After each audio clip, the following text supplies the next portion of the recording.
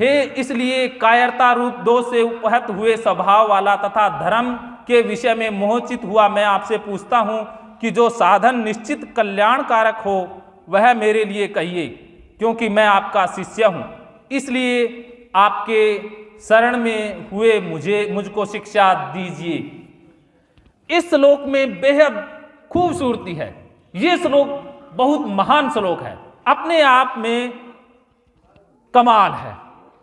इस श्लोक को अगर आप समझ गए तो जिंदगी बदल सकती है। इस श्लोक में अर्जुन सब कुछ भूल जाता है, सब कुछ छोड़ देता है। अब अर्जुन पाप को भी छोड़ देता है, पुण्य को भी छोड़ दिया, सब कुछ उसने छोड़ दिया। अब अर्जुन क्या कहता है कि मैं कायरता रूप, कि मैं कायर हूं, मैं कमजोर हो गया हूं।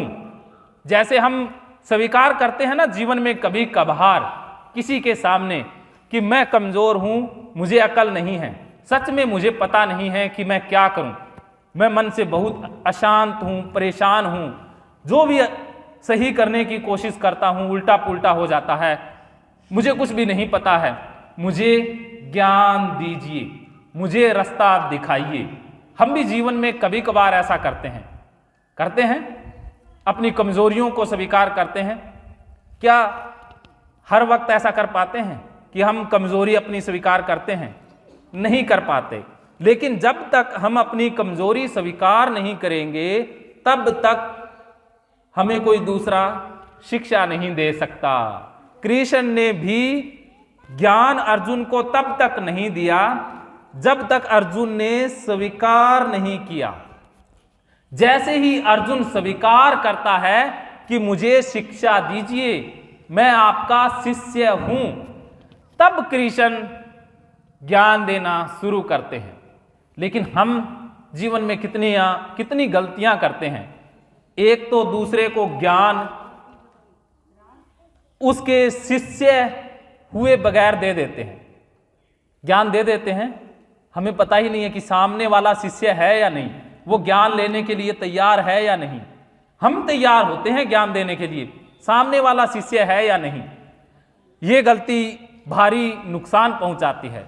और एक दूसरे से ज्ञान तब तक न लें जब तक अंदर का शिष्य ना जागे, जब तक हमारे अंदर का अहंकार, हमारे अंदर शरणागति ना आ जाए, या हम अपनी असमर्था न स्वीकार कर लें, तब तक ज्ञान मांगने का भी कोई फायदा नहीं है।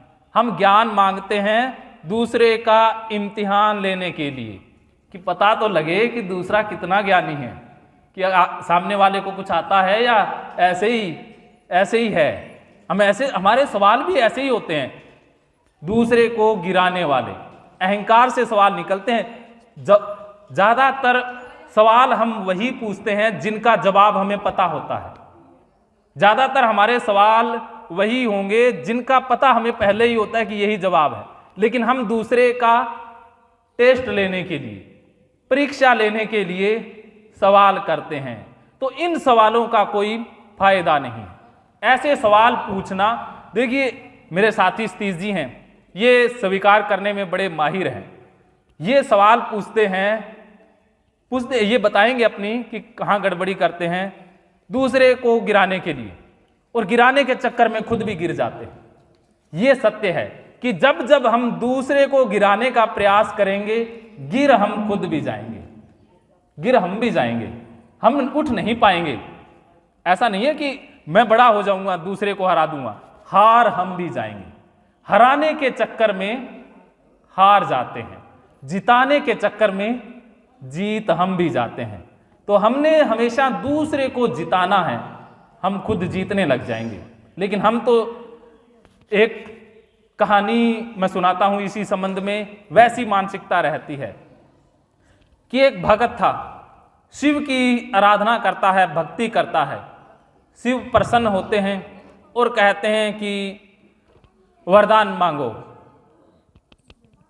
तो वो कहता है कि भगवान आप अपनी इच्छा से मुझे कोई भी वरदान दे दें। तब भगवान शिव कहते हैं कि मैं आपको एक वरदान देता हूं कि आपका जो भी फायदा होगा उससे दुगना फायदा पड़ोसी का होगा। वो कहता ठीक है, दे दीजिए वरदान। दे दिया। अब आया घर, भागा भागा, और घर आकर के कहता है कि मेरे घर में गाड़ी आ जाए। एक गाड़ी आ गई, पड़ोसी के घर में 2 गाड़ियां आ गई। अब उसको लगा ये क्या, भक्ति मैं करूं, फायदा पड़ोसी का हो, ये नहीं चलेगा। अब कहता कि मेरे घर में सोने के घड़े आ जाएं। उसके घर में 2 आए, पड़ोसियों के घरों में 4 आ गए। अब तो लगा ये तो बहुत बुरा हो गया, अब तो कुछ इलाज करना पड़ेगा। तो वो कहता कि मेरी एक आंख फूट जाए। अब पड़ोसी की तो दोनों ही फूट गई। फिर कहता कि मेरे घर के आगे एक कुआं खुद जाए। पड़ोसी के घर के आगे 2 कुएं खुद गए। अब उसके तो एक आंख थी, बच बच के निकल गया। अब पड़ोसी बाहर जाएं और गिर जाएं।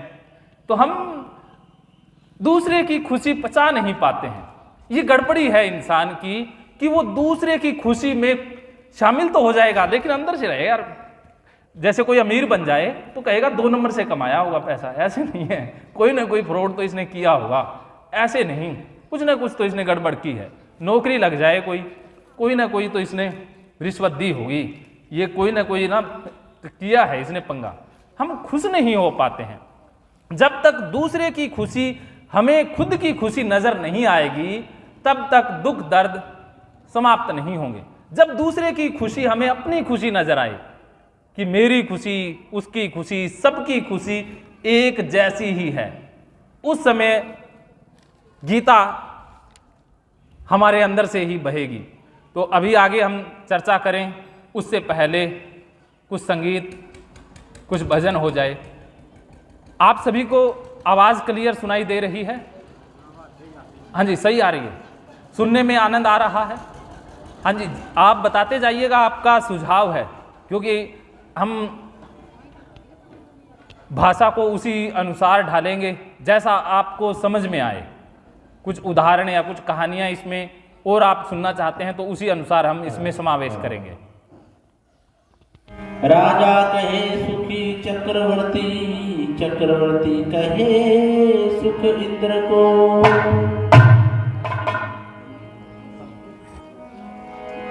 इंद्र कहे श्री राम सुखी, श्री राम कहे सुख संतों को।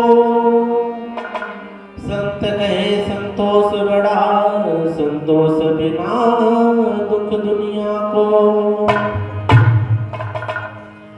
एक पाश्चात्य मनीषी है, स्टीफन कावे ने बुक लिखी है 7 habit of highly effective people. तो उसमें उन्होंने 2 प्रकार के चरित्र बताए, एक तो अंदर का चरित्र, एक बाहरी चरित्र। तो उसमें बिल्कुल स्पष्टता से बताया गया कि जब तक हम लोग प्रतिस्पर्धा में रहेंगे तब तक द्वेष नफरत रहेगी कि खुद से जीतने की जिद है, खुद को ही हराना है, मैं भीड़ नहीं हूँ दुनिया की, मेरे अंदर एक जमाना है। तो जब तक हम लोग अपने आप के अनूठेपन में नहीं जिएंगे तब तक ये द्वेष ईर्ष्या ऐसे रहेगी। कुछ लोग होते हैं जो अपने आप में जीते हैं, जो उनकी अपना एक अनोखापन होता है, किसी के साथ प्रतिस्पर्धा नहीं होती और वो लोग बड़े शांत रहते हैं। नहीं तो क्या है कि दुनिया के अंदर ये जो इन्होंने दृष्टांत सुना है कहानी की, कुएं खुद गए उनके घर के आगे, वो गिर गए, तो ऐसा है, एक सामान्य सी बात है। ये लगभग जो है 95% मनों में मिलेगा, मेरे भी होता है कई बार ऐसा। तो इसी से छूटने का यही उपाय है कि हम अपने अनूठेपन की पहचान करें। इसी रफ्तार या वारा से भटकेगा यहाँ कब तक, अमीरे कारवां बन जा गुबारे कारवां कब तक। कब तक हम लोग बनी बनाई लकीर पर या जैसे कि ये प्रतिस्पर्धा में चलते रहेंगे। आज एजुकेशन के अंदर जो सबसे बड़ी प्रॉब्लम आ रही है, देवेंद्र जी इस बात को बड़ी बात ही समझते होंगे कि जो बड़े बड़े इंस्टीट्यूट हैं उनके अंदर कंपटीशन सिखाया जाता है। उनका परिणाम ये होता है कि बच्चे कई बार जो ज़्यादा इंटेलिजेंट होते हैं उनको एकदम से सदमा लग जाता है जब वो परीक्षा में उत्तीर्ण नहीं होते। तो ये प्रतिस्पर्धा की बजाय अगर ऐसा सिखाया जाए कि हम अपनी ओर से अच्छा करें कि कर्मण्येवाधिकारस्ते मा फलेषु कदाचन मा कर्म फल हेतु गुरुमते समुत्सव कर्म, यानी कि निष्काम भाव से कर्म करें। कर्म करने की रीति हमारी ऐसी रहे कि बिल्कुल खो जाए उस काम में, तो वहाँ पर कोई प्रतिस्पर्धा नहीं बचती। और जब प्रतिस्पर्धा नहीं बचती तो बेशक हम लोगों को जो है उसमें जैसा भी फल मिले हम लोग ईश्वर की ओर से स्वीकार करते हैं। तो ये एक वजन है है तो थोड़ा सा राजस्थानी, ठीक है, मैं एक दो हिंदी में सुनाया करूँगा आपको। और इसका मैं थोड़ा बता देता हूँ आपको कि जैसे एक छोटा सा दृष्टांत है कि ये हमारे जो किसान लोग भी बैठे हैं यहाँ पर, तो बताया जाता है कि पहले जब बाजरा होता था, बाजरा रखवालने, बाजरा जो है वो चिड़ियों से, ये पक्षियों से बचाने के लिए जाते थे, तो उस समय एक ऐसा पत्थर डाल के कोई कपड़ा होता था, जिसको गोफिया बोलते हैं, गोफिया, उसके अंदर कपड़ा में डाल, उस गोफिये के अंदर वो पत्थर डाल के फेंकते थे तो दूर तक जाता था, उसकी स्पीड बड़ी होती थी तो पक्षी उड़ जाते थे। तो बाजरा ये राजस्थान में रखवालते थे भी उससे फसल जो है वो चिड़िया और पक्षी ना खा जाए। तो कहते कि एक कोई भोला किसान था, तो वो रास्ते से जा रहा था और उसने देखा कि रास्ते में बड़े चमकदार पत्थर पड़े हैं। तो वो बड़ा खुश हुआ कि चलो आज कच्चे पत्थरों से काम चलाते हैं, कच्चे जो मिट्टी के जो डेले होते हैं उससे काम चलता है, आज क्यों ना ये चमकदार पत्थर है तो इससे ज़्यादा मेरी जो रखवाली होगी। तो उसने जो गोफिया जो था उसके अंदर डाल डाल के उसने सारे फेंक दिए, और जब उसके बाद एक बचा तो उस समय कहते कि पास से कोई राहगीर गुजर रहा था, जिस सड़क के किनारे उसका खेत था, तो उसने जब उसके हाथ में ये चमकदार पत्थर देखा तो जोहरी था। उसने कहा ये तो बहुत कीमती चीज है आपके पास। तो उसने कहा कि ये कीमती नहीं है, ये तो एक सामान्य सा पत्थर है। तो जोहरी ने बताया कि नहीं, ये करोड़ों का पत्थर है। तो कहते कि वो व्यक्ति बहुत रोया कि मैंने सारे पत्थर फेंक दिए और मेरे पास एक बचा है। तो हमारे जीवन में भी ऐसा है कि जब एक बच्चा पढ़ता नहीं है, उसकी वार्षिक परीक्षा होती है, तो परीक्षा नज़दीक आती है तो बड़ा पछताता है कि मैंने कुछ भी नहीं किया। इसी तरह से मानवीय जीवन है भी, जब उसका अंत समय आता है तो उसको लगता है कि ठीक है कमाया खाया खूब किया, लेकिन हमने जो है ना जीवन को जिया नहीं। देखो एप्पल कंपनी के CEO स्टीव जॉब्स ने, कितने बड़े बिजनेसमैन ने भी ये बात कही थी कि मैं जीवन में असल में मौलिक रूप से जीवन को नहीं जी पाया, कि पैसे हैं, नौकर है, सब कुछ है, लेकिन मैं प्रेम नहीं कर पाया। ये उसके जब उसकी डेथ बेड के ऊपर उसने ये शब्द लिखे थे, आज भी वो गीत है तो सोशल मीडिया पर मिल जाते हैं। तो इसलिए हम लोग जो हैं, जो भी हमारे पास पल हैं, उनको अच्छे से जिए।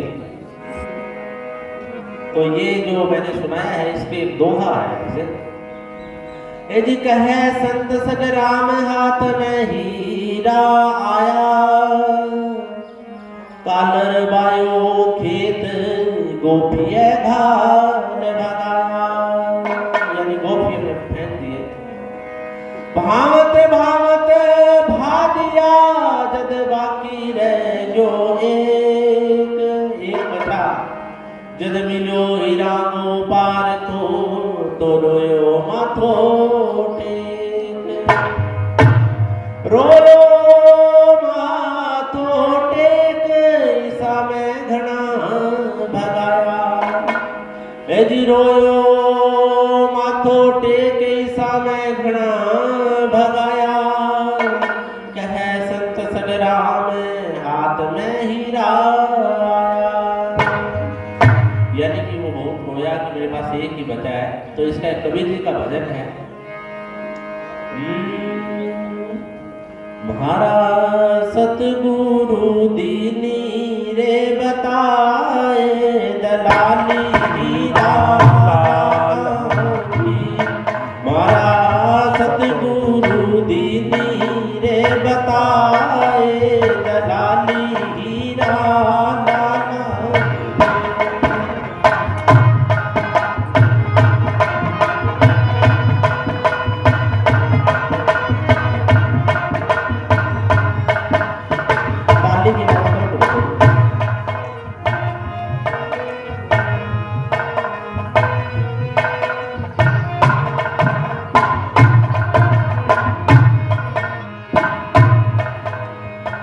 लाली लाली सभी करे भाई, सब कहे पल्ले लाल।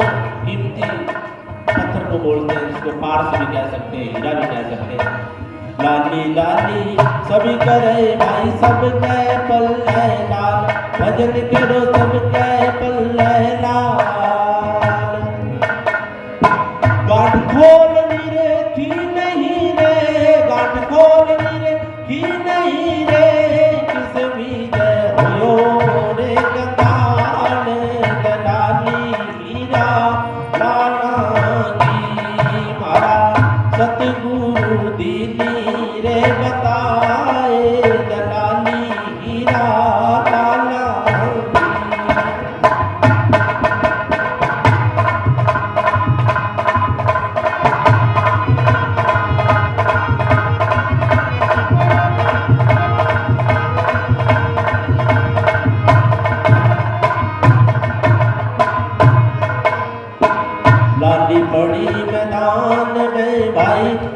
रही लिपटाए, लाली पड़ी मैदान में भाई खींच रही लिपटाए, भजन करो खींच रही लिपटाए।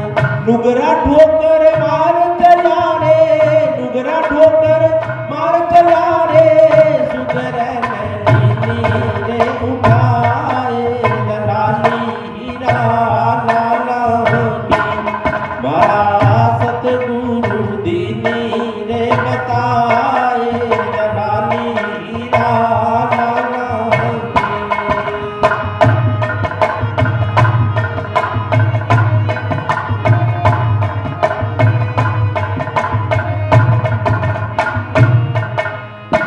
इधर से अंधा जाए रया भाई, उधर से अंधा,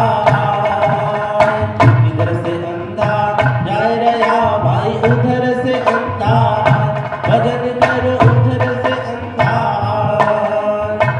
अंधे को फिर अंधा मिल गया, अंधे को जब अंधा मिल गया, रास्ता तुम्हें बतावे, लाली हीरा लाला की मारा सतगुरु दीनी रे बताए, लाली हीरा लाला की।